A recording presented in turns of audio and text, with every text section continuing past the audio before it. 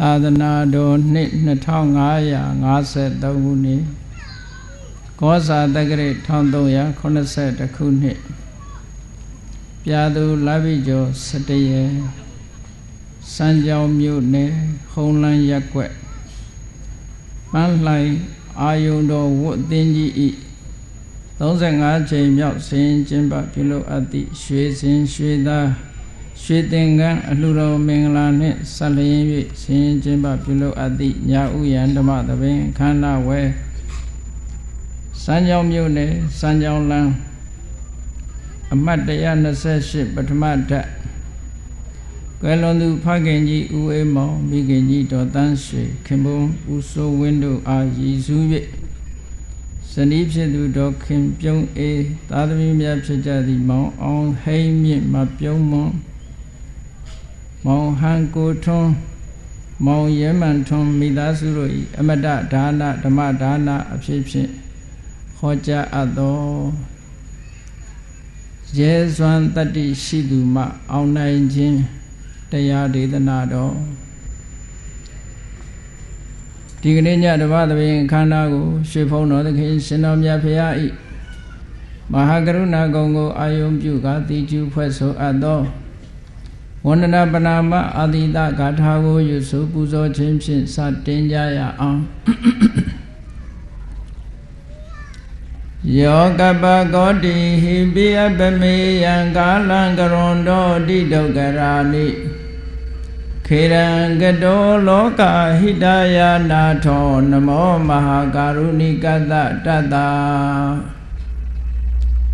ယောနာထောဝေနိယမြာစွာတတ္တဝါဤ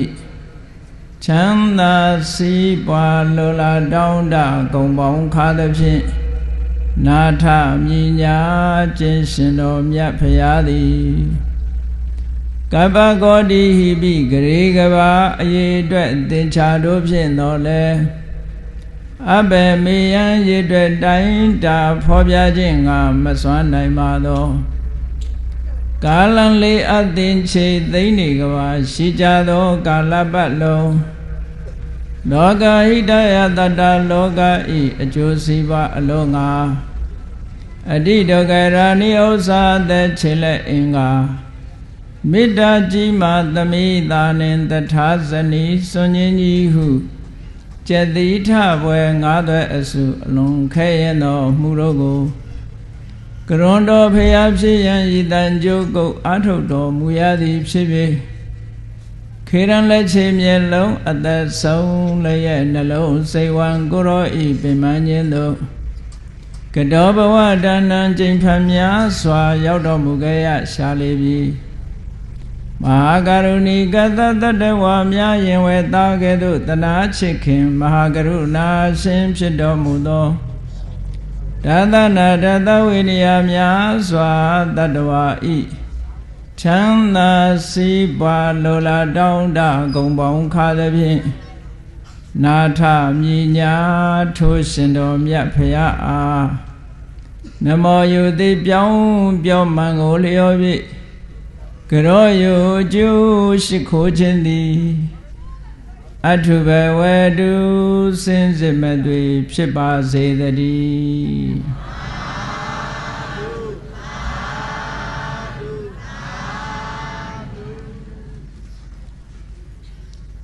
ရဲစွမ်းတတ္တိရှိသူမှ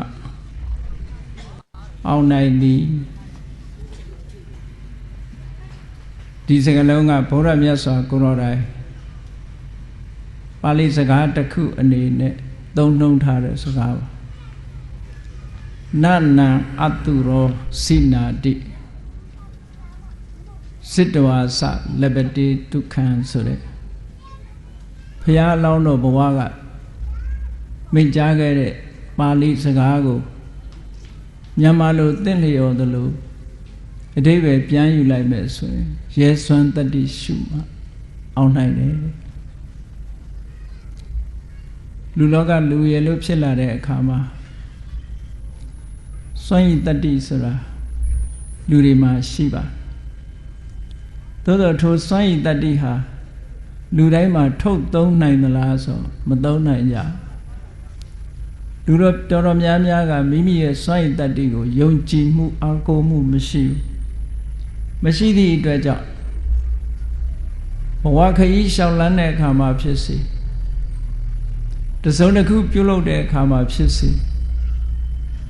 အခက်အခဲကြုံလာလို့ရှိရင်လက်မြောက်လို့အရှုံးပေးနှလုံးအေးတဲ့ဆေးဆိုပြီးတော့လက်မြောက်ထွက်ပြေးကြတာတွေများတယ်ပေါ့လူဘဝရလာပြီးတော့လူသားတွေရဲ့အရည်ချင်းလို့ဆိုရတဲ့အသိပညာခေတ်စကားနဲ့ပြောရင်အုံနှောက်ပေါ့အုံနှောက်ဆိုတဲ့စကားတင်စားပြောတဲ့စကားပေါ့နော်အုံနှောက်ကောင်းမှလျက်တန်းတဲ့သို့မဟုတ်အသိပညာစွမ်းအားတွေရှိပါလျက်တန်းတဲ့ထိုအသိပညာစွမ်းအားတွေကိုအသုံးမချနိုင်ဘဲနဲ့တန်ဖိုးမရှိတဲ့အရာတွေနဲ့လူဘဝတစ်ခုကုံဆုံးစေကြတယ်သူတော်စင်တွေကတော့မြင်ကြတယ်မြင်တယ်ဆိုတာတွေးကြည့်တဲ့အမြင်မဟုတ်ဘူးထိုသူတော်စင်သူတော်မြတ်တွေမှာဆိုပါစို့ဒိဗ္ဗစက္ခုလို့ဆိုတဲ့အဘိညာဉ်ရတဲ့သူတော်စင်သူတော်မြတ်တွေဟာဇံအဘိညာဉ်တွေဝင်စားလို့ကမ္ဘာလောကကြီးတစ်ခုလုံးကိုအလင်းရောင်လေးဖြန့်ကျက်ပြီးတော့ကြည့်လိုက်တဲ့အခါမှာဒီကမ္ဘာလုံးမှာရှိတဲ့လူသားတွေဟာဘာတွေဖြစ်နေကြသလဲဆိုတာမြင်နေကြဘုန်းကြီးတို့တွေဒီကနေ့ခေတ်မှာတယ်လီဗီရှင်းရှစ်ထိုင်ပြီးတော့ကြည့်နေတဲ့အခါ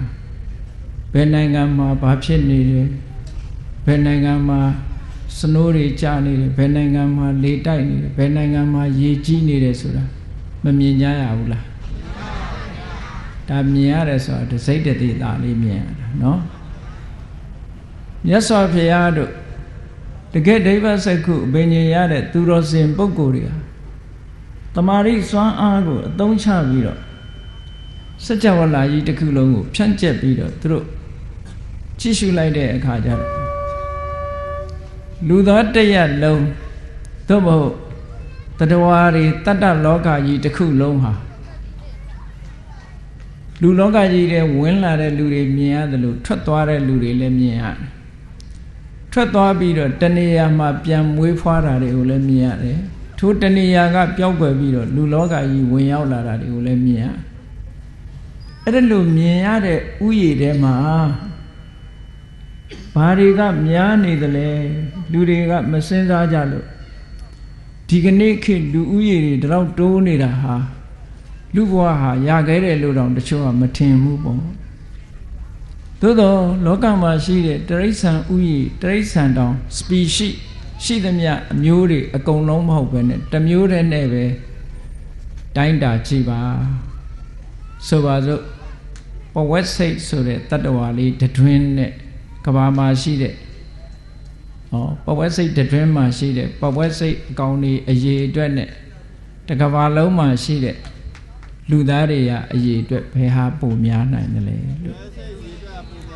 ပဝက်စိတ်ဒါတစ်မျိုးတည်းပဲရှိသေးတယ်နော်ပဝက်စိတ်မှာလည်းပဲအနီမျိုးရှိသေးတယ်အနက်မျိုးရှိသေးတယ်အကောင်သေးမျိုးရှိတယ်အကြီးမျိုးရှိသေးတယ်သူတို့ species ကုန်အောင်ကြည့်လိုက်မယ်ဆိုရင်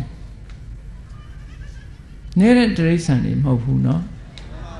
အဲ့တော့ဒိဗ္ဗစက္ခုနဲ့ကြည့်လိုက်တဲ့အခါကျတော့လောကမှာရှိတဲ့လူတွေဟာလူဘဝကိုတခဏလေးရောက်လာပြီးတော့မသေးတော့မဲ့ပုံမအိုတော့မဲ့ပုံမနာတော့မဲ့ပုံအာယုံကံကုန်ကြားတွေမှာပျော်လို့ပါလို့သေသွားကြတဲ့အခါကျတော့အပင်ငယ်ရောက်သွားကြတဲ့ပုဂ္ဂိုလ်တွေကများတယ်တဲ့ဒါကလက်တွေ့မြင်ရတဲ့ဒိဗ္ဗစက္ခုမိမိကိုယ်တိုင်ဒိဗ္ဗစက္ခုအဘိညာဉ်ရလို့ကြည့်မဲ့ဆိုလဲဒီတိုင်းပဲမြင်ရအမတန်မြင့်တဲ့တောင်ထိပ်ကနေပြီးတော့ထိုတောင်ခြေမှာရှိတဲ့ရွာတစ်ရွာသို့မဟုတ်မြို့တစ်မြို့တောင်ထိပ်ပေါ်ကနေပြီးတော့မှန်မလူကြီးတက်ပြီးတော့ကြည့်နေမယ်ဆိုရင်လူတွေအိမ်ထဲဝင်သွားတာအိမ်ကထွက်လာတာလမ်းမော်ရောက်သွားတာလမ်းမော်ပြေးသွားတာဒါတွေအကုန်မြင်နေရသလိုပဲ တတ္တလောကကြီးတစ်ခုလုံးရဲ့လှုပ်ရှားသွားလာနေမှုတွေအားလုံးကိုထိုဒိဗ္ဗစက္ခုဆိုတဲ့မြင်ကွင်းကျယ်ကြီးတဲ့အတွင်းမှာအကုန်လုံးဟာထင်ရှားပေါ်နေတယ်အဲ့ဒါလို့ထင်ရှားပေါ်နေတာလက်တွေ့သိရှိပြီးတော့မှမြတ်စွာဘုရားကဒီစကားကိုဟောတယ်လူဘဝကနေသေဆုံးပြီးတော့လူဘဝပြန်ဖြစ်တဲ့ပုဂ္ဂိုလ်ဟာအလွန်တရာမှနည်းတယ်တဲ့လူဘဝကသေပြီးတော့အပယ်လေးပုံရောက်သွားတာကများတယ်ဘယ်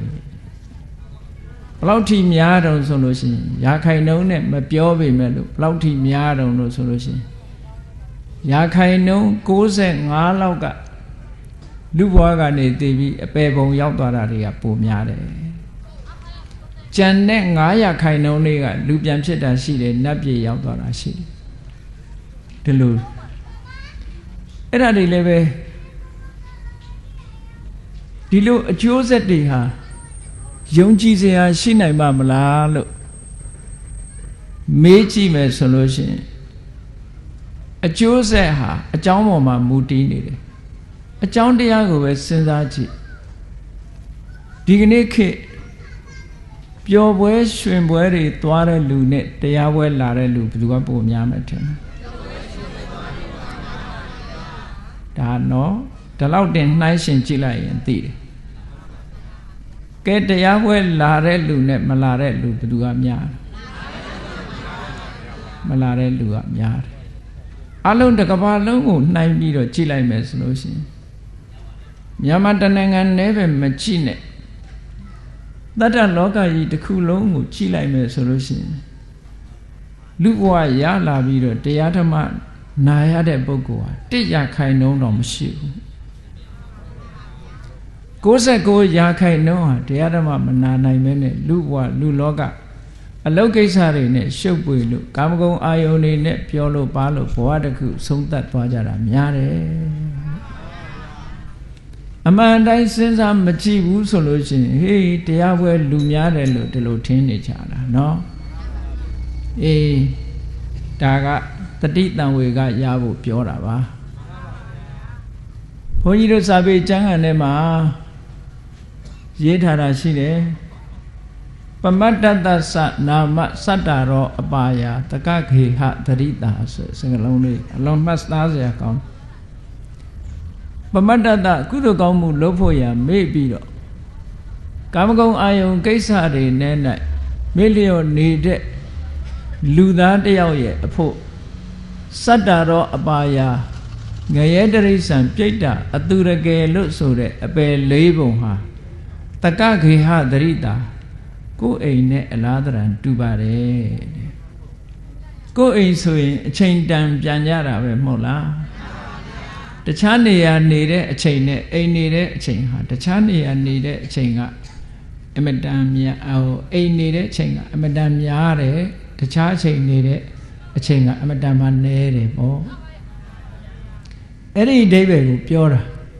ကိုယ်အိမ်ဆိုတာကိုယ်အမြဲနေတဲ့နေရာဖြစ်တယ်ပေါ့တခြားနေရာဆိုတာခိတ္တခဏသွားပြီးတော့1ရက်စာ2ရက်စာ1လတန်2လတန်ဒီလိုနေတာမျိုးဟာတခြားနေရာနှစ်လရှိကြစွာနေတာကကိုယ်အိမ်အဲ့ဒီအဓိပ္ပာယ်ကိုကြည့်မယ်ဆိုလို့ရှိရင် तू ကပမတ္တတကုသိုလ်ကောင်းမှုလုပ်ဖို့ရမေ့တရားနှလုံးသွင်းရမှာမေ့တယ်ဒါနကောင်းမှုလုပ်ရမှာမေ့နေတယ်သီလစောင့်တည်ရမှာမေ့တယ်ဆိုတာစိတ်မဝင်စားတာမလုပ်ဖြစ်ဘူးအဲ့ဒီလိုကုသိုလ်ကောင်းမှုတွေပေါ်မှာအလေးနဲ့ထားမလုပ်ဖြစ်ပဲနဲ့ဘယ်ပေါ်မှာအလေးထားလုပ်နေတုံးဆိုလို့ရှိရင်စီးပွားရေးကိစ္စတို့လူမှုရေးကိစ္စတို့အဲ့ဒီလိုကိုယ့်ဘဝယက်တည်ရေးစာဝတ်နေရေးကိစ္စတွေမှာသာအချိန်တွေအများကြီးပေးလုပ်ပြီးတော့ကုသိုလ်ရေးရာကိစ္စကိုလုံးဝမှလှည့်ပြီးတော့တတိမရနိုင်တဲ့ပုဂ္ဂိုလ်တဲ့အဲ့ဒီပုဂ္ဂိုလ်တွေဖို့အပယ်လေးပုံဟာကိုယ်အိမ်လိုပါပဲလို့ဒီလိုပြောတာနော်မြတ်စွာဘုရားကိုယ်တိုင်ကလည်းလူသေးရင်လူဖြစ်တာ100ခိုင်နှုန်းလောက်ပဲရှိတယ်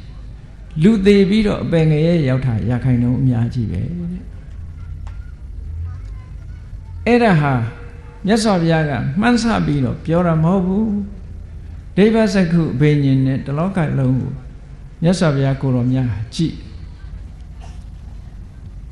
ရှင်နုရုဒ္ဓမထေရမြတ်တို့ဆိုရင်တခါကြည့်ရင်စัจ java လာ1000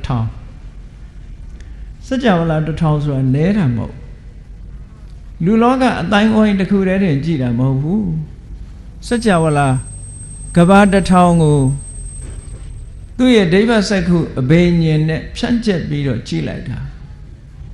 အဲ့ဒီထဲမှာရှိသမျှတတ္တဝါတွေရဲ့လှုပ်ရှားမှုတွေတယ်လီဗီရှင်းထဲမှာပေါ်လာတယ်လို့အကုန်လုံးထင်ထင်ရှားရှားမြင်နေရတယ်ပေါ့အဲ့ဒီမြင်နေရတာတွေကိုကြည့်ပြီးတော့လူလောကရဲ့အကြောင်းကိုတတ်အပ်ပြောနိုင်တယ်သူတို့အဲ့ဒါလို့တတ်အပ်ပြောနိုင်တာမှန်းဆပြောတယ်တတ်ပြောတာမျိုးမဟုတ်ဘူးကိုယ်တိုင်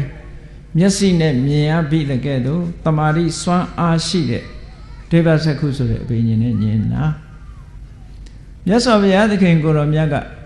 ယထာကံမူပကကံအားလျော်စွာတတ္တဝါတွေဘုံဘဝရောက်သွားကြပုံတွေနဲ့ပတ်သက်ပြီးတော့ကြည့်တယ်ဆိုတာလည်းပဲဒီဒိဗ္ဗစက္ခုပဲဒိဗ္ဗစက္ခုနဲ့ကြည့်လို့ရှိရင်ဒီလူတယောက်ဟာသေဆုံးသွားပြီးတော့ဘယ်ဘုံဘဝရောက်သွားတယ်ဆိုတာမြင်နိုင်တယ်ကျွတင်ပြီးတော့လည်းခံမှန်းလို့ရကျွတင်ပြီးတော့ခံမှန်းလို့ရတယ်ဆိုတာသူ့ရဲ့လောက်ရတွေကိုကြည့်ကျွတင်ခံမှန်းလို့ရတယ်ပေါ့ဆိုပါစို့ရွှေကုံဖျားဘက်ကိုဥတီသွားပြီးတော့ဥတီနေတဲ့လမ်းကြောင်းပေါ်ကိုရှောက်နေတဲ့လူတယောက်ဟာတဏှာကြီးလောက်ရှောက်ရင်ရောက်မယ်ရွှေကုံရောက်မယ်ဆိုရင်ဘေးလူကသိတယ်အေးဒီလူဒီလမ်းကြောင်းအတိုင်းရှောက်သွားရင်တော့ရွှေကုံဖျားရောက်သွားမှာပဲလို့မပြောနိုင်ဘူးလားပြောနိုင်တယ်ဘာဖြစ်လို့လမ်းကြောင်းကြီးမြင်နေရတာကိုဒီလမ်းကြောင်းကြီးပေါ်ရှောက်ရင်ဒီစခန်းရောက်မယ်ဆိုတာဒါကျိန်းနေအဲ့ဒါလိုပဲမြတ်စွာဘုရားကဒိဗ္ဗစက္ခုအဘိညာဉ်နဲ့ကြည်လိုက်တဲ့အခါမှာဒိဗ္ဗစက္ခုအဘိညာဉ်ရဲ့စွမ်းအားတစ်မျိုးဖြစ်တဲ့ယထာကမုပကဉာဏ်နဲ့ကြည်လိုက်အေးဒီလူကတော့ဒီအလုပ်တွေလုပ်နေပြီဒီအလုပ်တွေလုပ်နေတာဒီလမ်းပေါ်ရှောက်နေတာဒီလူဟာဘယ်ပုံရောက်သွားမှာပဲလို့ဆိုတာမြတ်စွာဘုရားတတ်ပြောလို့ရတယ်ပေါ့မှန်းဆပြီးတော့ပြောတဲ့အရာတွေမဟုတ်ဘူးဒါကြောင့်မို့မြတ်စွာဘုရားကတယံအဘိညာသစ္စိကတ္တဝပဝေဒေမိဆိုတဲ့စကားလုံးဟာအလွန်အဓိပ္ပာယ်ရှိတယံအဘိညာကိုယ်တိုင်သိပြီးသစ္စိကတ္တဝလက်တွေ့လှုပ်ပြီးတော့မှပဝေဒေမိငါပြောတာသူများပြောတာကနေတဆင့်ခံပြောတာလည်းမဟုတ်ဘူးစာရဲရေးထားတာတွေ့လို့ပြောတာလည်းမဟုတ်ဘူးကိုယ်တိုင်လက်တွေ့သိပြီးမှပြောတာလို့ဒီလိုခေါ်တာနော်အေးဒီကနေ့ဘုရားမြတ်စွာဟောတဲ့တရားတွေထဲမှာနတ်နံအတုရောစိနာတိရဲစွမ်းတတ္တိမရှိတဲ့လူဟာဘယ်အရာကိုမှအောင်နိုင်မှာမဟုတ်ဘူးရဲစွမ်းတတ္တိရှိမှအောင်မြင်နိုင်တယ်ဒီစကားလုံးကိုဘုရားအလောင်းတော်လေးဟာတရားကျင့်နေတဲ့အချိန်တုန်းကပြောကြားခဲ့တဲ့စကားလုံးပဲဘုရားဘုရားမရောက်သေးဘူးဘုရားဖြစ်ဖို့6နှစ်ပတ်လုံးဒုက္ခရစရိယဆိုတဲ့အကျင့်ကိုကျင့်နေ29နှစ်ထိနန်းကစွန့်ခွာတယ်ဘာဖြစ်လို့စွန့်ခွာတော့ဆိုတော့သူစိတ်ထဲမှာတန်ဝေကဖြစ်เสียရတွေတွေ့ရဘုရဝင်ဖတ်တဲ့ပုဂ္ဂိုလ်တွေကနမိတ်ကြီး၄ပါးလို့ပြောကြတာပေါ့နော်အိုမင်းနေတဲ့ပုဂ္ဂိုလ်ကြည့်ရတယ်ယောဂဝေဒနာနှိစ္စခံနေရတဲ့ပုဂ္ဂိုလ်တွေ့ရတယ်သူအိုသူနာသိဆုံးသွားတဲ့အလောင်းကိုတွေ့ရတယ်တရားဓမ္မနဲ့မွေးလျော်ပြီးတော့ငြိမ်ငြိမ်ချမ်းချမ်းပြုံးပြုံးရွှင်ရွှင်ကြည်ကျင်လင်းလင်းနေတဲ့ယဟန်တော်ကိုဖူးတွေ့ရတယ်နမိတ်ကြီး၄ပါးဘုန်းကြီးတို့တွေလည်းတွေ့နေတာမတွေ့ဘူးလားကိုယ်နားတယ်မဲ့ကိုယ်အဖိုးဖွားတွေရှိနေတာဆိုသူ့အိုဆိုတာတွေ့ဒီအတွေ့မျိုးကိုတွေ့တယ်လို့ပြောတာမဟုတ်အသိဉာဏ်နဲ့တွေ့တယ်အတွေ့မျိုးကိုပြောတာနော်အသိဉာဏ်နဲ့ဘယ်ပုံတွေ့လို့ကိုယ်နီးနားမှာရှိတဲ့အဖိုးဖွားတွေကြည့်ဟောငါလည်းဒီနေ့အိုအောင်မှာပါလားအိုခြင်းတရားကိုငါဘလို့မှကြော်လွှားပြီးတော့မသွားနိုင်ပါလားလို့ဆိုတဲ့တန်ဝေကအတွေးနဲ့တကယ်အသိဉာဏ်နဲ့ ကြည့်မယ်ဆိုလို့ရှိရင်ကြောက်ဖို့မကောင်းမေဘူးလားကောင်းတယ်ကြောက်ဖို့လွန်ကောင်းတယ်ဒါကြီးကိုတို့ဖြတ်ရအောင်ပါပဲဆေးရုံတွေသွားကြည့်လို့လူမမာတညီတညူဒုက္ခရောက်နေတဲ့လူမမာတွေတွေ့လူတွေကတိတ်မထင်ဘူးနော်သူသာအစားမလို့အနေထိုင်မတတ်လို့ယောဂရလို့ငါတို့ကတော့ကျမ်းမာတယ်ဒီလိုမဖြစ်ဘူးလို့ပဲထင်ကြတာပဲကျမ်းမာတဲ့လူကမကျမ်းမာတဲ့လူကိုသူသာဖြစ်တာငါမဖြစ်ဘူးလို့အမြဲထင်အဲ့လိုထင်မတော်တဆသေသွားတဲ့လူတောင်မှဒီလူကအစားမရှောင်လို့ပြောလိုက်သေးတာတခုခုတော့ပြောတာစားမရှောင်လို့သူကစားခြင်းအစားစိတ်မှမတော့ဘူးပြောတာတဘာဝကိုတိတ်မတွေးဟုတ်ကလားတကယ်ကတော့အိုခြင်းသဘောဆိုတာလူတိုင်းမှာရှိတယ်လို့နာခြင်းသဘောကလည်းလူတိုင်းမှာမရှိဘူးအေးလူတိုင်းမှာရှိတဲ့သဘောငါစီလဲရောက်လာတော့မှပဲလို့ဆိုတဲ့အတွေးလေးနဲ့ဆိုရင်တန်ဝေကစိတ်ကလေးနဲ့အတိညာလေးနဲ့တွေးလိုက်လို့ဆိုရင်ကြောက်เสียမကောင်းဘူးလားအေးငါခုချိန်မာနေပြီမဲ့လို့တော့ကြမာခြင်းမာယောဂဆိုတာဟုတ်လားတကားခောက်ပြီးတော့ဝင်လာတာမဟုတ်ဘူးတကားမခောက်ဖဲနဲ့ဝင်လာတာယောဂဆိုဘုန်းကြီးတို့နဲ့အတိပါမောက္ခဒေါက်တာတယောက်ဆိုသူရတဲ့သားမှာစာသွားပြတက်ကြွဟိုသွားစာပြလိုက်ဒီသွားစာပြလိုက်အမြင်မှာတော့သိချမ်းမှာဒီထက်မှာပဲအာယုံစိုက်ထားတယ်ဘာယောဂမှမရှိဘူးလို့ဒီလိုယုံကြည်တယ်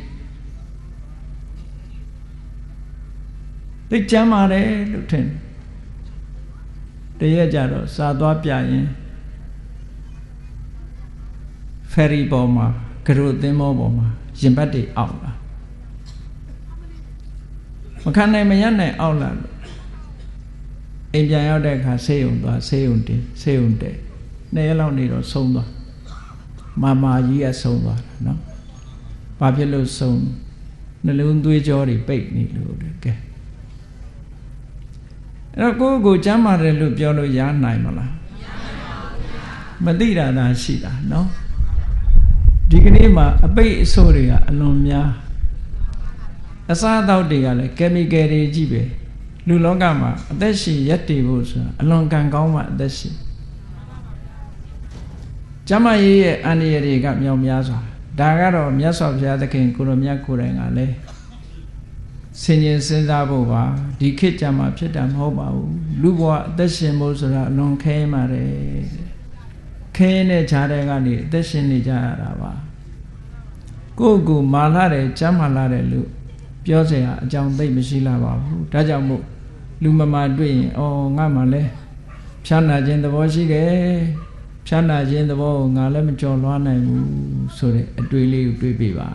ဒီအမြင်လေးကိုမြင်ဘုရားလောင်းကအဲ့လိုမြင်တယ်အဲ့လိုမြင်တော့လောကကြီးကပြောခြင်းစရာပဲရှိတော့မယ်သူ့ရဲ့စိတ်နှလုံးစိတ်ဓာတ်ကဘလောက်ရင်းကျက်တယ်ဘုရားလောင်းလေးကအဲ့ဒီအချိန်မှာ29နှစ်ပဲရှိသေးတယ်သူသေးနဲ့တွေ့တဲ့အခါမှာလည်းတာမန်ပုဂ္ဂိုလ်တွေကဟေးသူသေးငါပို့ပဲဒါပဲလေသူသေးငါပို့ငါသေးသူပို့လို့မလုပ်တော့ဘူးအဲ့ချာသူသေးငါပို့ပဲ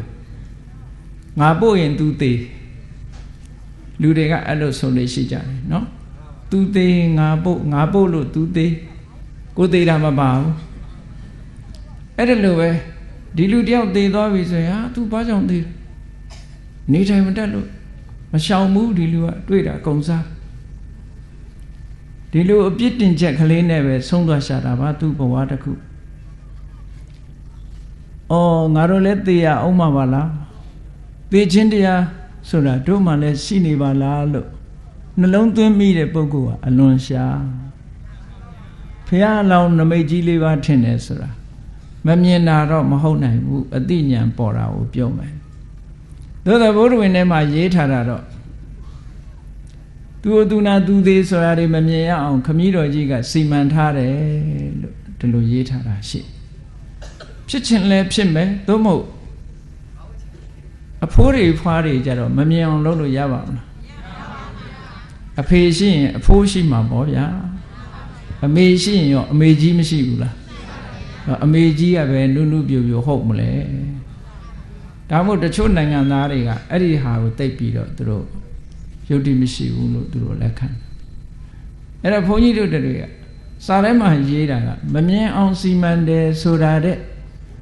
တမ္မာမြင်ရိုးမြင်စဉ်မြင်တာမျိုးမဟုတ်ဘဲနဲ့ဘုရားအလောင်းတော့ကြတော့တန်ဝေကစိတ်နဲ့မြင်တာဘုန်းကြီးတို့တွေလည်းမြင်နေတာပဲပဂတိမျက်စိနဲ့မြင်တာကိုအမြင်လို့ခေါ်လို့မရဘူးအသိဉာဏ်နဲ့မြင်တဲ့အမြင်မှအမြင်လို့ခေါ်လို့ရတာ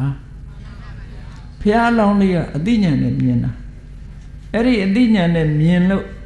သူ့သူနာသူသေးဆိုတဲ့နမိတ်ကြီးသုံးပါးထင်ပြီးတော့ဘဝကြီးကိုညီးငွေကြောက်လန့်နေတဲ့အချိန်မှာအေးချမ်းတဲ့စိတ်နှလုံးရှိတဲ့ကြည်ရွှင်တဲ့တမာတိမျက်နှာနဲ့ရှိတဲ့ယဟန်တော်တစ်ပါးကိုမြင်လိုက်တော့အဲ့ဒီဘဝကိုအားကျသွားသူစိတ်ထဲမှာဆုံးဖြတ်ချက်ချတယ်တော့ထွက်တယ်ပေါ့ဒါဗုဒ္ဓဝင်မှာဒီလိုဆိုထားတာเนาะတော့ထွက်တဲ့အခါကျတော့ဘုရားလောင်းကဟိမန္တာတောင်ခြေကအလုံးသိတဲ့အတိုင်းကောသလတိုင်းထဲမှာအပါဝင်ဖြစ်တယ်ကောသလတိုင်းထဲကနိုင်ငံကလေးတစ်ခုပေါ့ကောသလတိုင်းထဲမှာရှိတဲ့နိုင်ငံလေးတစ်ခုကောသလမင်းကြီးကပို့ပြီးတော့ပါဝါကြီးတယ်မြတ်စွာဘုရားရဲ့ခမည်းတော်ကြီးတို့ကနိုင်ငံခတ်သေးသေးမှအုပ်စိုးရသို့တော်လည်းပဲဓနအင်အားအမတန်ကောင်းတယ်အမျိုးအင်အားအမတန်ကောင်းတယ်အမျိုးတန့်နဲ့ပစ္စည်းဥစ္စာချမ်းသာတယ်လူရည်တန့်တယ်အဲ့ဒီဘက်မှာရှင်ပြိုင်လို့မရဘူးပေါ့သို့တော့အင်ပါယာကြီးတာကတော့အတောကတို့ကအင်ပါဟိုရင်းတို့ကကြီးတယ်ကောသလတို့ကအင်ပါယာကြီးတယ်ကောသလမင်းကြီးတို့ကအင်ပါယာကြီးတယ်ဒါစာထဲမှာလည်းပါပါတယ်မြတ်စွာဘုရားကတခါတော့မေးရှိတယ်တို့တာဂိဝင်မင်းနေဆိုတာတဲ့ကောသလမင်းကြီးရဲ့အချမ်းရံမင်းမျိုးသာဖြစ်တယ်ပေါ့နောက်လိုက်မင်းနေပေါ့အနုယန္တဆိုတဲ့စကားလုံးကိုသုံးအနုယန္တဆိုတာဗမာရာဆိုရင်မှတခါတော့ရှိတယ်လို့ပေါ့တတိုင်းပြည်လုံးကိုစီယုံအုပ်စိုးတဲ့အနောထာမင်းကြီးလက်ထက်ဟိုရှမ်းပြည်ရှမ်းတောင်ပြည်နယ်မြို့ငယ်လေးတွေမှာမြို့သားမင်းတွေရှိတယ်စော်ဘွားတွေရှိတယ်သူနေရာတော့သူမင်းမယ်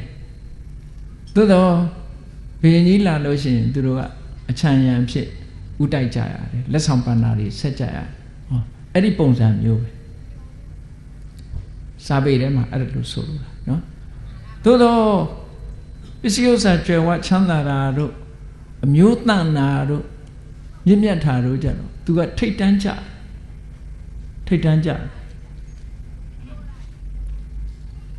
အဲ့ဒီမှာတိုင်းငယ်လေးတက်ကတိုင်းလို့ခေါ်တာအဲ့တက်ကတိုင်းမှာကပိလဝပြည်ကပိလဝမြို့တော်ကနေပြီးတော့တောထွက်လာဒေဝဒဟတို့ကောလိယတို့တက်ကဒါတွေကိုကြော်ဖြတ်လိုက်တာနောက်ဆုံးမှာကောသလမင်းကြီးရဲ့နေပယ်တဲ့ထိအောင်ရောက်သွားတယ်အဲ့ဒီနေပယ်တဲ့ရောက်တဲ့အခါကျတော့မင်းသားအသွင်နဲ့မသွားတော့ဘူးအနောမတောင်ကန်းလေရောက်တဲ့အခါမှာနောက်ကအတူပါလာတဲ့ဆန္ဒမှာဘုန်းကြီးတို့ဗုဒ္ဓဝင်ရုပ်ပုံတော်တွေငယ်ငယ်တုန်းကကြည်ဘူးတယ်မြင်းမီဆွဲမောင်ဆန်ဆိုပြီးမောင်ဆန်ကမြင်းမီဆွဲလိုက်မြင်းမီဆွဲလိုက်ရင်ဖြစ်နိုင်မှာမြင်းကန္နာနဲ့ဒီလူပြုတ်ကြတယ်နော်မြင်းမီဆွဲဆိုတာအမှန်ကတော့မြင်းကရေထဲကိုဖြတ်တဲ့အခါမှာမြင်းကအမီးကိုခါတတ်တာသူကဖရာအလောင်းရဲ့နောက်ကနေမြင်းပေါ်မှာပဲထိုင်လိုက်ပြီးတော့မြင်းမီးကိုကန်ရတာအဲ့ဒီလိုဟာမျိုးသာဖြစ်တဲ့နေပေါ့နောက်ကတွဲလောင်းကြီးမြင်းမီးဆွဲလိုက်ရမယ်ဆိုရင်တော့မသက်သာဘူးမြင်းပြေးလို့ရှိရင် तू ခံနိုင်မှာမလားခံနိုင်ပါဘူးဟုတ်ပကြီးတွေဆွဲထားတာဟုတ်မှမထင်ပါဘူးအဲ့လိုနော်မြင်းတော်ကဆိုတာဘုရင်တွေမှာမြင်းကိုစောင့်ရှောက်ထိမ့်သိမ့်တဲ့ပုဂ္ဂိုလ်သွားเสียရှိရင်လည်း तू သူမြင်သူစီလိုက်ခြင်းလည်းလိုက်မယ်သို့မဟုတ်နောက်ကရင်လည်းလိုက်ရမယ်ပေါ့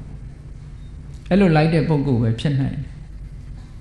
အနောမတောင်ကန်းရောက်တဲ့အခါကျတော့မောင်ဆန်တဲ့မြင်းကိုပြန်လွှတ်လိုက်ပြီးတော့ဆံပယ်လိုက်တယ်ဆံပယ်လိုက်တဲ့အခါမှာဘုရားလောင်းတော့ပါလာတဲ့တန်လျက်ဓာတ်နဲ့ဖြတ်လိုက်တော့ဘုရားလောင်းရဲ့ဆံဟာလက်နှစ်သက်လောက်ပဲကြံတော့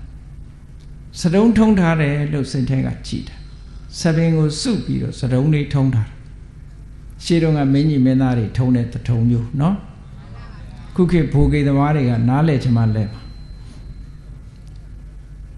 အဲ့တော့သပင်ထုံးထားတာအဲ့ဒီအထုံးလေးကိုဖြီးပြီးတော့ထုံးလေး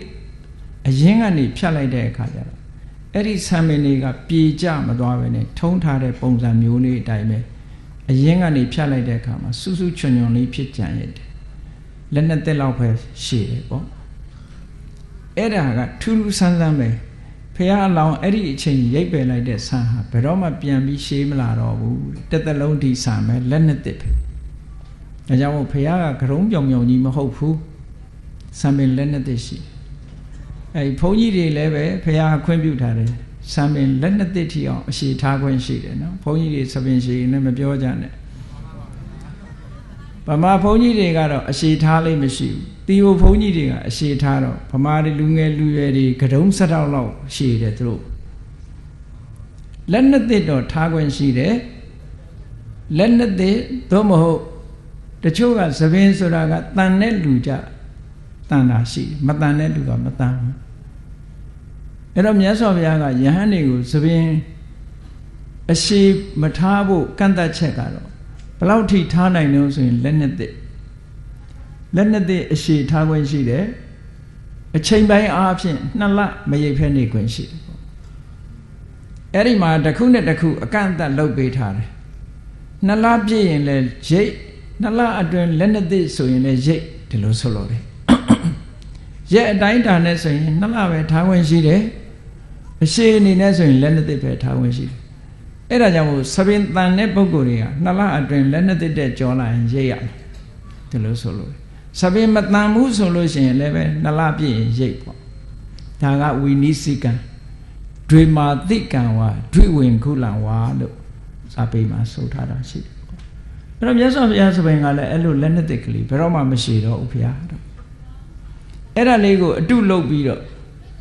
ရုပ်တုတော်တွေထုတဲ့အခါမှာအပေါ်မှာဘူးလုံးကလေးလုပ်ပြီးတော့ထုတာအဲ့ဒါကရောင်ချီတော်ကိုထက်ထုတာအမှန်ကဘုရားကသဒုံမဟုတ်ဘူးတဲ့နော်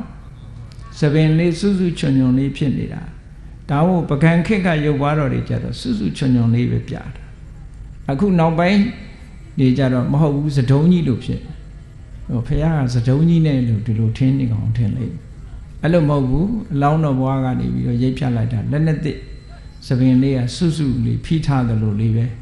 ပြန်ပြီးတော့ကြွားမကြတော့ခုခေတ်လူငယ်လူရွယ်တွေဟုတ်လားသပင်အမျိုးမျိုးလုပ်တယ်ထောင်းတယ်လေထောင်းကျင်တော့ထောင်းမိုးထီအောင်ထောင်းဆိုတာတောင်းရှိသေးအဲ့လိုတဘာဝကဖះလောင်းကြတော့ထောင်းနေတာပြေကြမသွားဘူးတဲ့အေးကောင်းပြီအဲ့လိုလုပ်ပြီးတော့ဖះလောင်းတော်လေးဟာယူဇနာ30ခရီးကိုဖြတ်ကျော်ပြီးတော့ဘယ်ထိအောင်ရောက်သွားတော့တရားရှာဖို့အတွက်ရာဇဂိုထိရောက်သွားရာဇဂိုပြေရောက်တဲ့အခါကျတော့မနေ့ပိုင်းဆွမ်းကံဝင်ရုပ်လေးကလည်းအမတန်လှငယ်လဲငယ်သာသနာပေါင်းဝင်နေဆိုတာအလွန်ကြီးတဲ့အသက်ကြီးတဲ့လူတွေမှာဝင်လေးရှိတယ်အဲ့ဒီခေတ်ကအခုက29နှစ်ဆိုတာလူငယ်လေးရုပ်လေးကလည်းချောချောလေးလူငယ်လေးတယောက်ဟာသူတော်စင်အဝတ်တွေနဲ့ဆွမ်းကံဝင်လာတယ်ရဟန်းတော်လေးတစ်ပါးဆွမ်းကံဝင်လာတယ်ဆိုတမျိုးလုံးအုံအုပ်ကြက်ကြက်ဖြစ်တယ်ဗေမိသာရမင်းကြီးကလည်းသူကလည်းမင်းမျိုးမင်းလွယ်ငယ်ငယ်ရွယ်ရှိသေးတယ်ဖះလောင်းတော်ကိုမြင်တော့သူစိတ်ဝင်စားမြင်လိုက်တဲ့အခါနောက်ကတမန်တွေကိုလွှတ်လိုက်တယ်မျက်စိတွေမင်းတို့ပျောက်မသွားစေနဲ့ဘယ်ရောက်တယ်ဆိုတာလိုက်ကြည့်ဆွမ်းခံပြီးတဲ့အခါကျတော့ရာဇဂိုပြည်နာကတောင်၅လုံးနဲ့ကပန္ဒဝဆိုတဲ့တောင်ချီကိုကြွသွားအေးတမန်တွေကနောက်ကနေလိုက်သွားပြီးတော့ဖះလောင်းလေးနဲ့တွေ့ပြီးဘုရင်မင်းကြီးကိုရှောက်ထားခိုင်းလိုက်တယ်တယောက်ကမျက်ခြေပြတ်မသွားအောင်စောင့်ကြည့်တယ်ဘုရင်မင်းကြီးလိုက်လာတယ်ဗေမိတာရလိုက်လာပြီးတော့မေးတယ်ပေါ့ဘ ဘယ်ကလာတာတော့ဘာလူမျိုးတော့ပေါ့ဒါထုံးစံတိုင်းပါဟုတ်လားထူးထူးဆန်းဆန်းရုပ်ရည်ကအမတန်လှပချောမောတော့ငယ်ရွယ်တော့တန်တော်မေးတဲ့အခါကျတော့ဟာသူကတက်ကတိုင်းသုတ္တရဏမင်းကြီးရဲ့သားတက်ကြလူမျိုးပါဆိုတာတွေကိုပြောတော့ဗမိတာရမင်းကြီးကမြင်းမြင့်ချင်းခင်တယ်အဲ့ဒါဆိုလို့ရှိရင်တဲ့သူနဲ့အတူနန်းတော်လိုက်နေပါပေါ့ဆိုတော့မဟုတ်ဘူးတဲ့ကျွန်တော်ကကာမဂုဏ်အာယုန်တွေကိုမလိုချင်လို့စွန့်ခွာလာခဲ့တဲ့ပုဂ္ဂိုလ်ဖြစ်တယ်တရားဓမ္မကိုပဲရှာမယ်မတရားတရားရှာဖို့ထွက်လာတာလို့ရှင်းပြတဲ့အခါဗေမိတာရမင်းကြီးကဒီလိုဆိုလို့ရှိရင်တရားတွေ့လို့ဖျားဖြစ်ပြီဆိုရင်သူ့စီအရင်လာခဲ့ပါပေါ့သူ့နိုင်ငံကိုအရင်ကြွားခဲ့ပါလို့ဒီလိုဖိတ်တယ်အေးရာဇကြိုးပြည်ပတ်ဝန်းကျင်မှာအဲ့ဒီတော့ကဘာသာတရားတွေထွန်းကားအယူဝါဒမြောင်များစွာထွန်းကားတဲ့ထဲမှာဘုရားအလောင်းတော်လေးဟာအာလာရတို့ကာလာမတို့ဆိုတဲ့နာမည်ကြီးသမထကျင့်စဉ်ကိုအောင်းနေတဲ့ယသိကြီးတွေစီသွားနီးခံပြီးတော့ကျင့်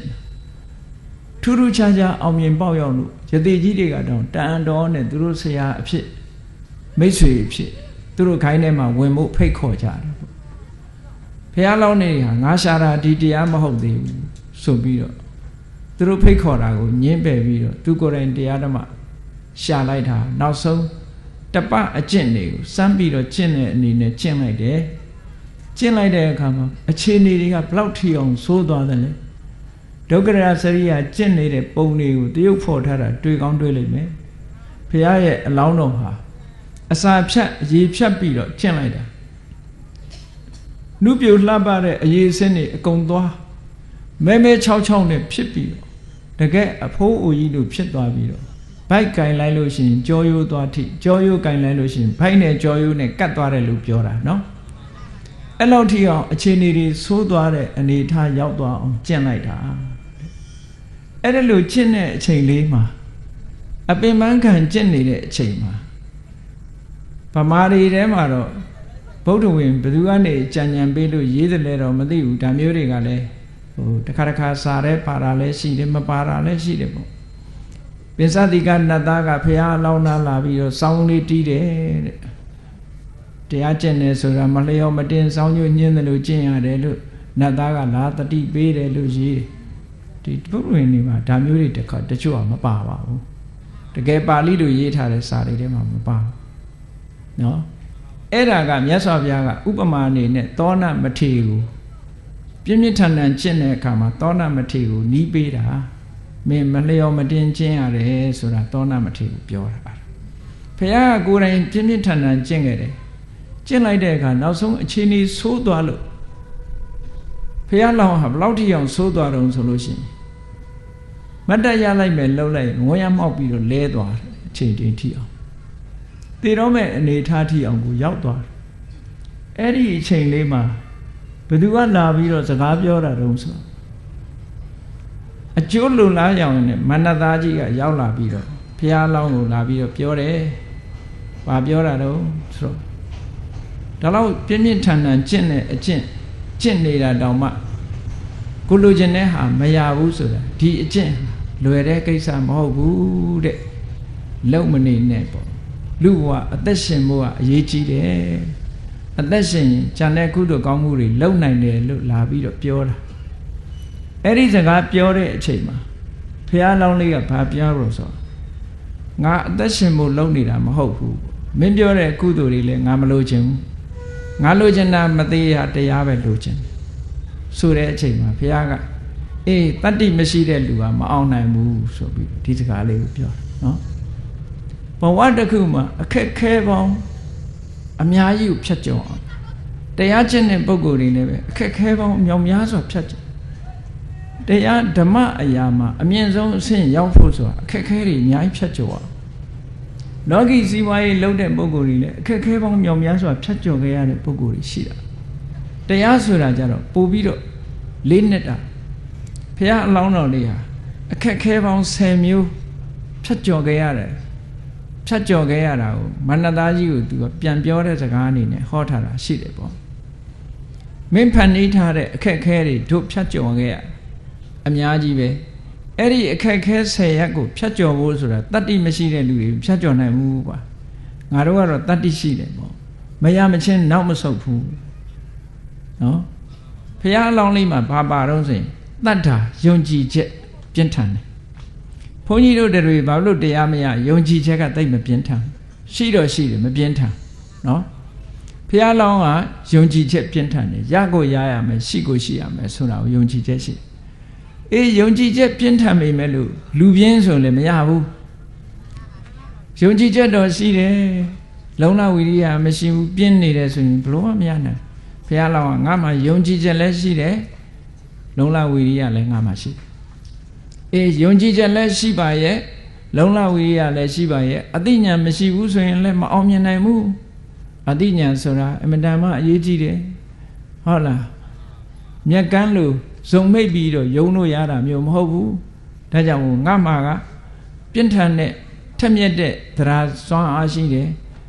ဆွဲမြဲတဲ့လုံလဝိရိယရှိတယ်ထက်မြက်တဲ့ပညာရှိတယ်ဒါကြောင့်မို့ငါလုပ်တဲ့အလုပ်ဟာအောင်ကိုအောင်ဒါတွေဟာလူတွေရဲ့တတ္တိပဲရဲစွမ်းတတ္တိတွေပဲမင်းဖန်တီးထားတဲ့ဘဝမှာလူတွေဟာအခက်ခဲ10မျိုးဖြတ်ကျော်ရမယ်အဲ့ဒါကိုပဲမန်စစ်တပ်ကြီး10ခုလို့ဒီလိုလဲပြောတယ်ပေါ့မနမင်းကချထားတဲ့တက်ကြီး10တက်ကိုဖြတ်ကျော်ပြီးတော့တိုက်ခိုက်ပြီးအနိုင်ရဖို့ရကြိုးစားရမယ်ပေါ့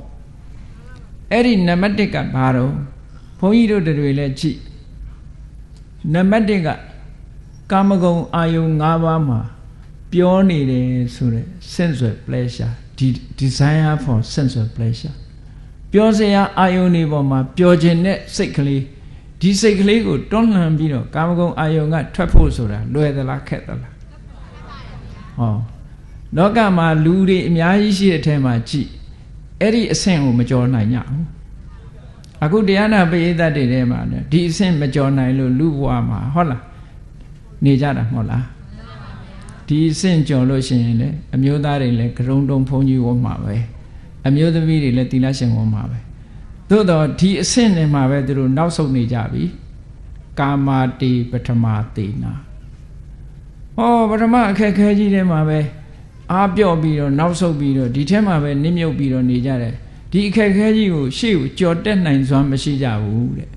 ဟုတ်ကဲ့လားကဲဘုန်းကြီးဘုရားရောက်သွားပြီတဲ့ကာမဂုဏ်အာယုန်တွေကိုစွန့်ပယ်လိုက်ပြီလူလောကလူပေါင်းကိုခွာချောင်လိုက်ပြီပထမတစ်ဆင့်တော့ဖြတ်လိုက်ပြီဖြတ်လိုက်တဲ့အခါဒါပြီးပြီလားလို့ဆိုတော့နောက်ထပ်အခက်အခဲတစ်ခုထပ်တွေးလိုက်မယ်တဲ့ဘာတွေတွေးလို့ဒုတိယအရတိဝုစတိဘုန်းကြီးဘုရားမှာမပြောဘူးသီလရှင်ဝတ်တော်သီလရှင်ဘုရားမှာမပြောဘူးတရားဓမ္မနဲ့မပြောဘူးဆိုတာလာပြန်တယ်ဟုတ်ကဲ့လားပြောစရာကောင်းတာကလူဘဝလေဘုန်းကြီးဘဝဆိုတာပြောစရာမကောင်းဘူးလေဒါမှန်တာပေါ့အပျော်ပါးတွေလုံနေလို့ရှိရင်ဘုန်းကြီးဘဝနဲ့မတန်ဘူးလေအဲ့တော့လူဘဝခွာရှောင်နိုင်ပေမဲ့လို့သာသနာပေါင်းရောက်သွားတဲ့အခါကျတော့ကုသိုလ်တရားနဲ့မပြောနိုင်ဘူးဆိုတဲ့ဒုတိယအခက်အခဲတစ်ခုနဲ့မတွေ့ရပြန်ဘူးလားတွေ့ရတယ်ရှင်းတုန်းကပြောတယ်ကြားဘူးတယ်နော်တကယ်အဖြစ်ပြက်တော့လဲဟုတ်ချင်မှဟုတ်မယ်ပေါ့ဟုတ်ချင်လဲဟုတ်လိမ့်တော့ရမှာတဲ့ဆရာတော်ကြီးတစ်ပါးမွေးနေ့ရောက်တဲ့အခါကျတော့အဲ့ဒီနေ့ကလည်းဆရာတော်ကြီးအသက်80ပြည့်တဲ့နေတဲ့ညသကောင်ကျော်လောက်မှာဆရာတော်ကြီးကကြီးတီတွေခေါင်းလောင်းတွေကိုထိုးတော့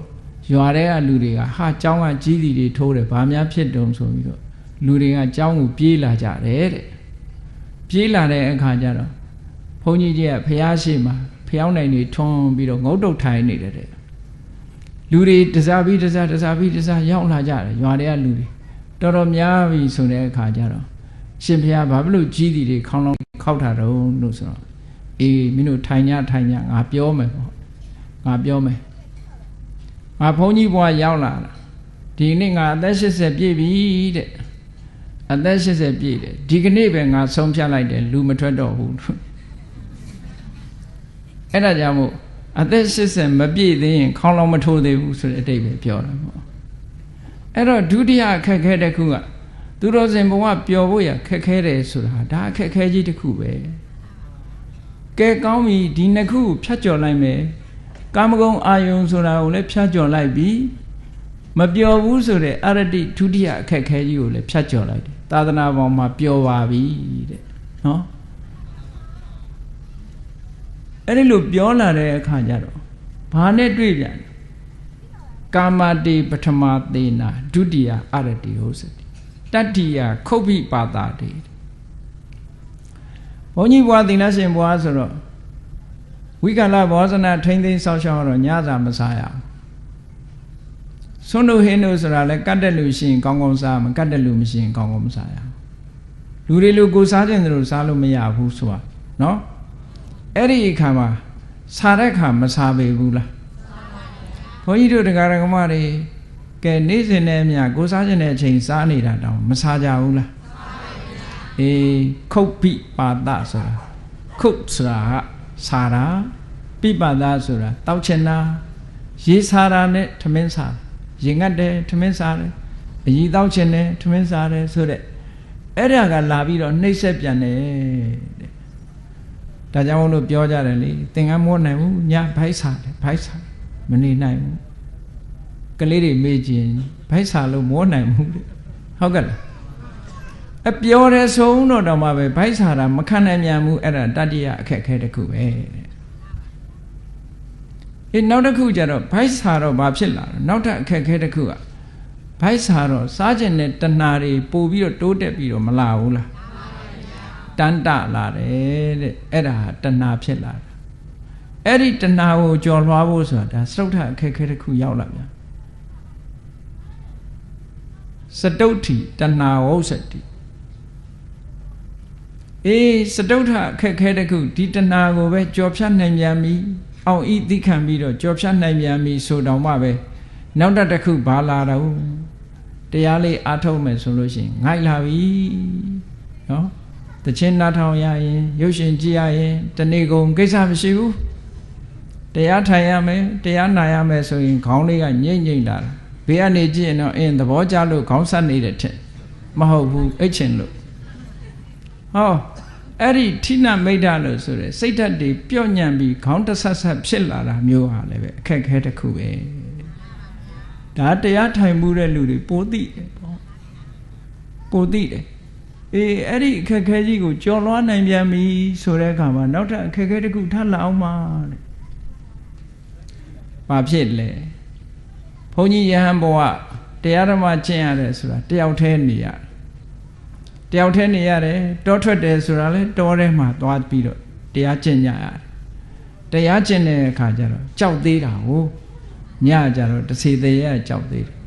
အဲ့ဒီကြောက်စိတ်ဝင်နာကိုကဒါအခက်ခဲတစ်ခုပဲသတ္ထာဘိရုပဝစတိ6ခုမြောက်အခက်ခဲကကြောက်လန့်မှုပဲတယောက်တည်းမနေဝမနေရဘူးမနေဝမှုဆိုတာအဲ့ဒါတရားကျင့်မှုအတွက်ခက်ခဲအဲ့ဒီကြောက်လန့်မှုတွေကိုကဲကြော်လွှားသွားပါပြီတဲ့ကြော်လွှားသွားပြီဆိုတော့ဘာတွေလာမလို့ပင်စမန္ထိနမိဋ္ဌာတိသတ္ထဘိရုပဝစတိ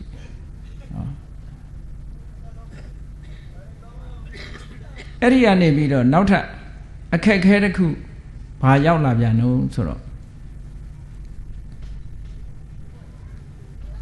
ကာမာတိပထမသေနာမြတ်စွာဘုရားလောင်းကဂါထာလေးနဲ့ဟောတာနော်ပထမအခက်ခဲကကာမာတိပထမသေနာဒုတိယအရတိဥစ္စတိသူတော်စင်ဘဝမပြောနိုင်တာဒုတိယတတိယခုတ်ပိပါတာတိစတုဋ္ဌိတဏှာဥစ္စတိပင်စမန္ထိနမိတ်တာတိသတ္ထဘိရုပဝစတိကြောက်တာနောက်ပြီးတော့ဘာဖြစ်လာတော့ဆိုလို့ရှိရင်ကဲအောင်မြင်လာပြီအောင်မြင်လာတဲ့အခါကျတော့ဘာတွေဖြစ်လာကြောက်လွှားမှုတွေကြောက်ရွံ့မှုတွေကြော်ဖြတ်ပြီးတော့တောရချောင်းမှာတရားနဲ့ပြောနေပြီဆိုတော့လူတွေကလိုက်မလာဘူးလားယဟန္တာနဲ့လိုက်လာတယ်လှူကြတယ်တန်းကြတယ်တန်းတဲ့အခါကျတော့ဟောလာဘတွေများလာတယ်ပူဇော်တဲ့လူတွေကများလာတယ်ကိုးကွယ်တဲ့လူတွေကများလာတယ်အဲ့ဒါကြီးကလည်းအခက်အခဲတစ်ခုပဲအဲ့ဒါကြီးအခက်အခဲတောထဲမှာမှဘယ်သူနဲ့မှမတွေ့ကြမှာဘူးဆိုသွားနေလိုက်တွေးကြမရောက်အောင်သွားကြတယ်ရှားကြတယ်နော်ကိုယ်တိုင်ကျင့်ဖို့တော့သိစိတ်မကူဘူးသွားတွေးချင်တယ်ဖူးချင်အဲ့ဒါမျိုးတွေနဲ့တွေ့တော့လာဘတို့တက်ကာရတို့ဂုံတရင်ကလည်းကြီးလာတယ်နာမည်ကလည်းကျော်လာဟ အဲ့ဓာတွေပေါ်မှာသွားနစ်မွန်းလာလို့ရှိရင်အခက်ခဲတစ်ခုနဲ့သူရင်ဆိုင်ရပြန်ပြီနောက်တစ်ခါအခက်ခဲတစ်ခုအဲ့ဒါလိုကြီးပွားလာတဲ့အခါကျတော့ဘာဖြစ်လာလူတွေကနေပြီးတော့ကိုယ့်နောက်ကဝိုင်းပြီးတော့ပူဇော်ကြတယ်ဝိုင်းမြောက်ကြပြီဆိုတဲ့အခါကျတော့မန်တက်လာမာနတစ်ခုတက်လာပြန်အဲ့ဒီမာနတက်လာတယ်မာနတက်လာပြီးတဲ့အခါကျတော့မာနတက်လာတာကအခက်ခဲတစ်ခုဖြစ်သွားပြန်အဲ့ဒီမာနတက်ပြီးတဲ့နောက်မှာမာနကိုနှိမ်လင်းနိုင်လိုက်ပြန်တော့အခါကျဘာဝင်လာပြန်တော့ဆိုမက္ခတဲ့ထံပါမက္ခဆိုတာငါတော်လို့ငါအောင်မြင်တယ်လို့ကိုစူးစမ်းလို့ကိုရတယ်လို့အထင်ကြီးလာပြီးတော့ဘူမထားတော့တဲ့အနေအထားမျိုးတွေဖြစ်လာသူတစ်ပါးရဲ့ခုံကျေးဇူးတွေဘာတွေကိုအတိမတ်မပြုတ်ချင်တော့ဘူးနော်ဘယ်သူမှအလေးပေးစရာမလိုတော့ဘူးဆိုတဲ့အနေအထားမျိုးတွေခက်ထန်မှုတွေစိတ်ဓာတ်ကအဲ့လိုဟာမျိုးတွေဖြစ်ပေါ်လာတတ်တယ်အဲ့ဒါလည်းအခက်အခဲတစ်ခုပဲအဲ့ဒီလိုအခက်အခဲတွေအမျိုးမျိုးကြော်ဖြတ်ကြလာဘသက်ကာရတိလောကောမာနောမခောစာဒါတွေဟာဝင်လာတယ်အဲ့ဒါလိုဝင်လာတာတွေကိုမဖြတ်ကျော်နိုင်ဘူးဆိုလို့ရှိရင်ဒီပုဂ္ဂိုလ်တယောက်ဟာဘယ်တော့မှဒီအခက်အခဲတွေကိုကျော်လွှားနိုင်လောက်အောင်စွမ်းရည်တတ္တိမရှိဘူးဆိုလို့ရှိရင်တရားဓုတရားမြတ်တွေ့တဲ့အဆင့်ကိုမရောက်တော့ဘူးနောက်ဆုံးဗာနဲ့အဆုံးသတ်သွားတော့ဆိုရင်မာနတွေဖြစ်ပြီးတော့ခက်ထန်တဲ့ဘုံတကူကြီးပြီးတော့ခက်ထန်တဲ့အနေထားအထင်ကြီးတဲ့လူတကာအထင်ကြီးခံရမှုပေါ်မှာနစ်မျောပြီးတော့တရားဓမ္မနဲ့ပြန်ပြီးတော့ဝေးကွာကြဆုံးသွားတဲ့အနေအထားမျိုးရောက်သွားနိုင်ပါတယ်အဲ့ဒါမြတ်စွာဘုရားရဲ့အလောင်းတော်ကနေပြောပြတာမဏ္ဍကြီးကိုပြောပြနေတဲ့စကားတွေနော်ငါကအဲ့ဒီဟာတွေတခုမှမဝင်စားဘူးစိတ်မဝင်စားဘူးအားလုံးဓာတ်တွေကိုငါကြော်ဖြတ်လိုက်ပြီငါရဖို့ရာကရည်မှန်းတာကထူးခြားတဲ့တရားဓမ္မမတရားဖြစ်တဲ့တရားဓမ္မကိုငါရှာဖွေတာမရမချင်းငါဒီအကျင့်ကနောက်ဆုံးမှမဟုတ်ဘူးဒီအနေထားကနေပြီးတော့ငါဒီအကျင့်မျိုးကိုကောင်းတဲ့အကျင့်တွေကိုလက်လွတ်စွန့်ပယ်မှာမဟုတ်ဘူးရဟန်းဘဝကပြန်လွတ်မှာမဟုတ်ဘူးပြန်လဲမှာမဟုတ်ဘူးစွမ်းရည်တတ္တိမရှိတဲ့ပုဂ္ဂိုလ်တွေဟာနောက်ကျောင်းပြန်လှည့်ပြီမဲ့လို့ငါလို့စွမ်းရည်တတ္တိရှိတဲ့ပုဂ္ဂိုလ်မျိုးကဘယ်တော့မှနောက်ကျောင်းပြန်မလှည့်ဘူးမာနရဲ့တက်ကြီးဆယ်တတ်ကိုငါဟာကြော်ဖြတ်နိုင်ပြီလို့ဘုရားအလောင်းတော်ကငါကြော်ဖြတ်အောင်ကြိုးစားနေတာဖြစ်တယ်ငါရဲ့ရဲစွမ်းတတ္တိဖြစ်တဲ့တရားတွေငါမှာရှိတယ်လုံလကြိုးပမ်းအထောက်မှုတွေငါမှာရှိတယ်အသိပညာတွေငါမှာရှိတယ်အဲ့ဒီတရားစွမ်းအားလုံလစွမ်းအားအသိပညာစွမ်းအားတွေကိုသုံးချပြီးတော့ငါမင်းရဲ့ဒီအခက်ခဲဆယ်ရပ်ကိုဖြတ်ကျော်ပြီးတော့ငါလိုချင်တဲ့တရားဓမ္မပန်းတိုင်ကိုရောက်အောင်သွားမယ်လို့ဘုရားလောင်းတော်ဟာအင်မတန်ကြီးမားတဲ့အဋိဋ္ဌာန်နဲ့အလောင်းတော်ဘဝကမိန့်ကြားခဲ့တာဖြစ်ပါတယ်နော်အဲ့ဒါကိုကြက်တဝင့်ဖတ်ရှုခြင်းများလို့ရှိရင်တော့သုတ္တနိဗ္ဗာန်ပါဠိတော်ဗဒာဏသုတ်တံဆိုတာရှိပါတယ်အဲ့ဒီဗဒာဏသုတ်ကဟာကိုအချင်းချုပ်ပြီးတော့ဘုန်းကြီးတို့ဟောကြားခြင်းဖြစ်ပါတယ်ဒါကြောင့်မို့တရားချစ်ခင်သူတော်စင်ပြိဿတ်တို့နိဗ္ဗာန်ချမ်းသာကိုရောက်ရှိဖို့အရေးနဲ့ပတ်သက်လာတရားဓမ္မအသိဉာဏ်ကိုရရှိဖို့အရေးနဲ့ပတ်သက်လာလို့ရှိရင်အဲ့ဒီအခက်ခဲမျိုးစုံကိုဖြတ်ကျော်ကြရမှာဖြစ်တယ်မဖြတ်ကျော်နိုင်လောက်တရားဆိုတဲ့စွမ်းရည်တတ္တိတွေကြိုးပမ်းအထောက်မှုဆိုတဲ့စွမ်းရည်တတ္တိတွေအသိပညာဆိုတဲ့စွမ်းအားတွေဒါတွေမထက်ဘူးဆိုလို့ရှိရင်နော်စွမ်းရည်တတ္တိမရှိလို့ရှိရင်တော့ဒီအောင်ပွဲကိုရမှာမဟုတ်ဘူးတဲ့စွမ်းရည်တတ္တိရှိတဲ့ပုဂ္ဂိုလ်ကသာလဲအောင်နိုင်တာဖြစ်ပါတယ်ဆိုတာကိုသဘောပေါက်ပြီးတော့မိမိတို့တဏ္ဍာမှာစွမ်းရည်တတ္တိတွေပြည့်အောင်ကြိုးစားအားထုတ်နိုင်ကြပါစေကုန်သတည်း